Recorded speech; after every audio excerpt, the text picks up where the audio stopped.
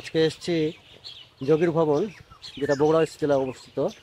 এবং এই যোগীর ভবনে এসেছি রাফি ভাইয়ের সাথে, যার পেজ হচ্ছে রাফি এক্সপ্লোর বিডি। যে এখানে একটা দরজা ছিল, যে দরজা চলে গেছে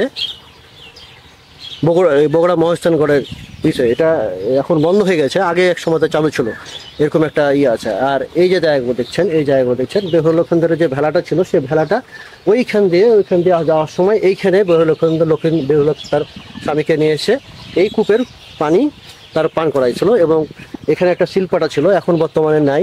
সেই শিল্পাটা ছিল এবং সেই শিল্পাটাতে বিভিন্ন গাছের লতা পাতা খেয়ে তার খাওয়া ছিল, তারপরে তার প্রাণ ফিরে পেয়েছিল। এলাকায় ভাবে এটাই পরিচালিত ছিল। এই কূপের পানি যারা বাচ্চা হতো না বা বিভিন্ন অসুখ বিসুখের জন্য পান করা হতো, এবং এলাকার ভেতর প্রচার আছে যে এখানে তাদের বাচ্চা হতো বা তাদের অসুস্থ তা ছেড়ে যেত। এই সেই বেহুলা লক্ষিন্দরের কানসকূপ।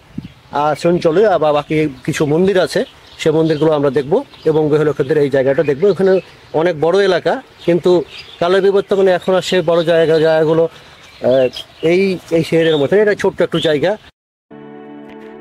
এখন যে জায়গাটা দেখতে পাচ্ছেন, সেখানে একটা নামার মতো সিঁড়ি অবস্থা মতো করা আছে। দেখা যাচ্ছে সিঁড়িগুলো সে কালের বিবর্তমানে বা পুরাতন হওয়ার জায়গাগুলো অনেকগুলো ভেঙে গেছে, অনেক জিনিস নষ্ট হয়ে গেছে।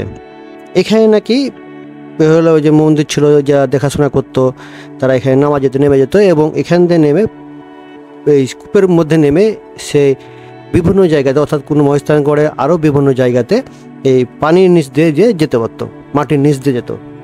এখন কতটুকু সত্য কতটুকু মিথ্যে যাই না, এরকম কথা প্রচলিত আছে এলাকাতে। বা নামা ওঠা করতো, নামা যায় এবং ওঠা যায়। এখান থেকে আর একটা পুকুর আছে, সেখান থেকে ওই যে গোল চিহ্ন আছে যে আসতো এবং এখান থেকে উঠা, এখানে আবার যা কিছু ভজন সাধন, এখানে যেহেতু যুগীরা ছিল, ভজন সাধন করে তারা আবার সেখানে গন্তব্যস্থানে যেতে পারত। এই জন্য এখানকার নাম যুগীর ভবন। এখানেও ওই যে যুগীরা আর কি এখানে ভজন সাধন করেছে। আমরা আরেকটা শুনেছি যে এখানে বেহুলা লক্ষিন্দরের একটা গল্প আছে।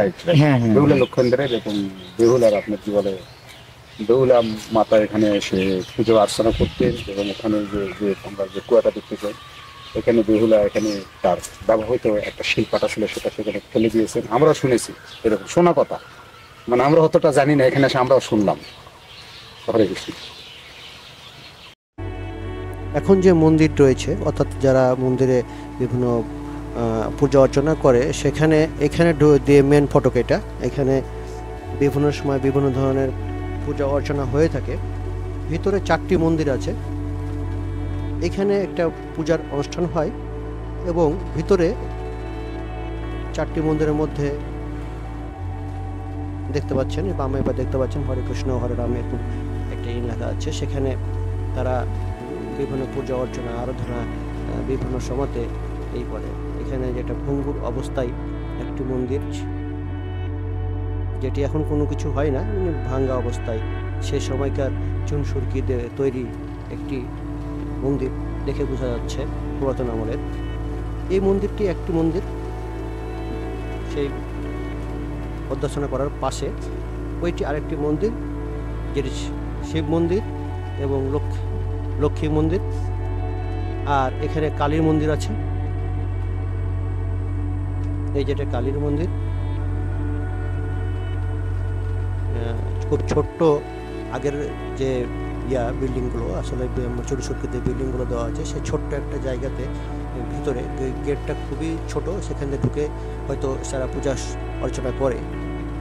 এখনও চালু আছে পূজা অর্চনা, এখনও সেরকমভাবে চলে। এখানে একটা অলৌকিক ঘটনা প্রচলিত আছে।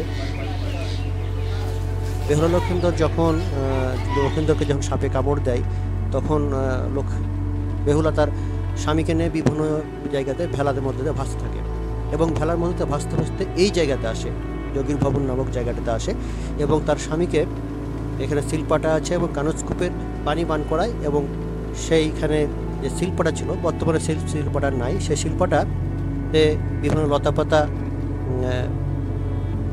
বেটে খাওয়া হয়েছিল এবং সে প্রাণ পেয়ে পেয়েছিল। এরকম অলৌকিক আরও বিভিন্ন কাহিনী প্রচলিত আছে, যেগুলো শুধু অলৌকিক সবাই শুনেছে বলে কিন্তু কেউ সত্যতা দিতে পারবে না।